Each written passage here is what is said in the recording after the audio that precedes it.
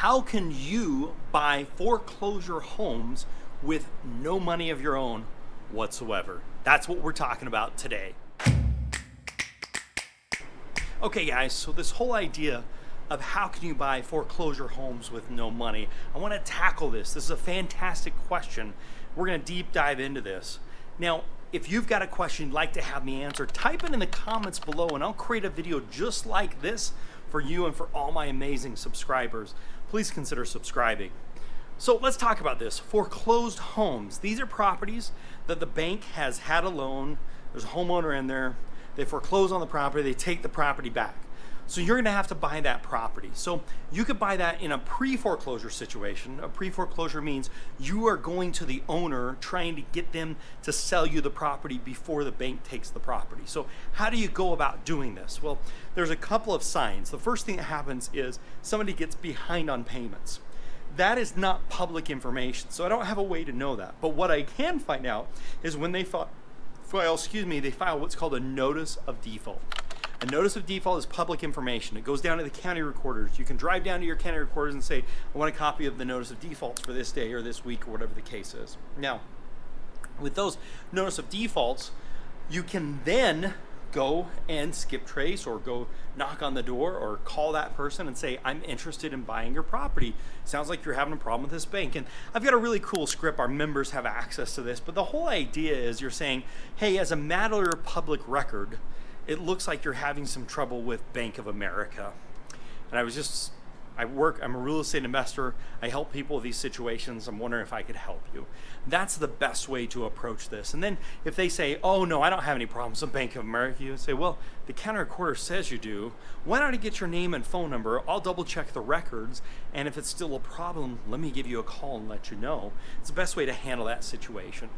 So there's that notice of default. The next thing you get into is what's called the notice of sale. So if they don't correct the problem, if the homeowner doesn't correct the problem prior to the time that the notice of default, then there's going to do what's called a notice of sale.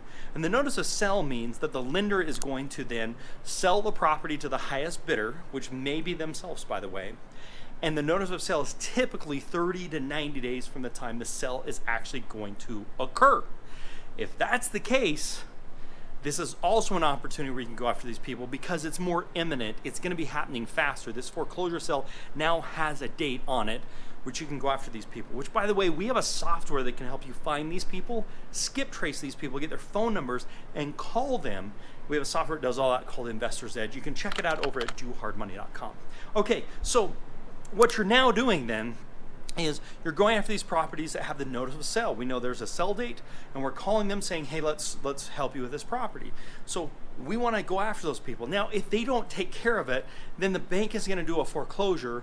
The bank then ends up with a property. And the bank is going to then hire an agent to go look at the property, determine some values. They're going to put the property on the market and they're going to try and sell that property.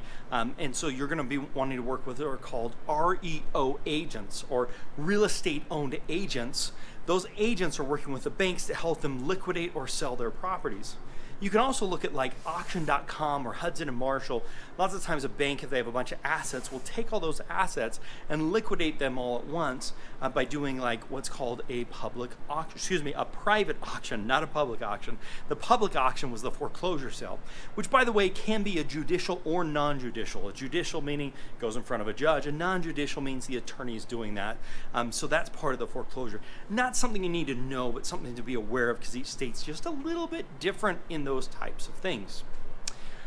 So now the question just becomes, how do you get this property with no money down? So you understand we can go after these properties before they become foreclosures. We can go after these properties after they become foreclosures. It's a lot better to go after them before they become foreclosures because once an agent gets a hold of it, the price is going to be a lot higher in most cases. But if we can get a hold of this property and get it under contract, how do we now do it without any money down? That's the real question. Now, there's a whole bunch of ways to get no money down deals. And as a matter of fact, I have a video on 17 different ways to do a no money down deal. But specifically when we're talking about foreclosure properties, there's several ways that come to mind that I want to highlight here. Number one is you can get a hard money lender that will lend you the purchase and the rehab. And if you're buying it good enough, you will also lend you the closing costs on that. So you can really come to the table with no money down. That said, it's got to be a really good deal. If it's not a really good deal, you're not going to get all that, and you're going to have to find another way to come up with money. That other way to come up with money could be joint venturing with a business partner that has some money in a 401k, an IRA, or anything else like that. It also could be using credit card finance, where you're getting some lines of credit through credit cards that you're turning that into a cash advance, and you're bringing that money over, or you're able to just liquidate that money. That can work out really well as well. In addition to that, you could be doing finding that business partner, as we talked about. But that said, there's 17 different ways to do that, and we're going to link a video on the screen that shows you those 17 different ways.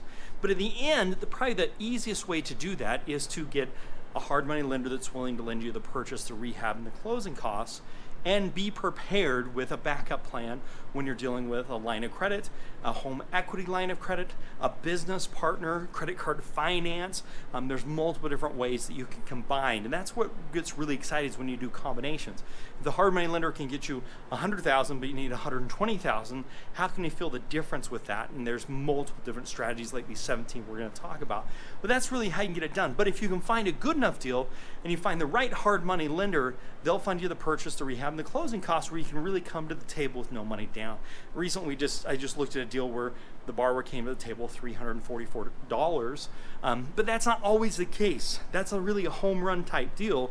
Lots of deals are base hits where there is some additional cash, and you've got to use some other means like these 17 other ways to come up with that. If you're interested in any of those things or some funding, check out dohardmoney.com. But that's what you're going to want to be doing. Now, the question here then is, how do you get in touch with these people?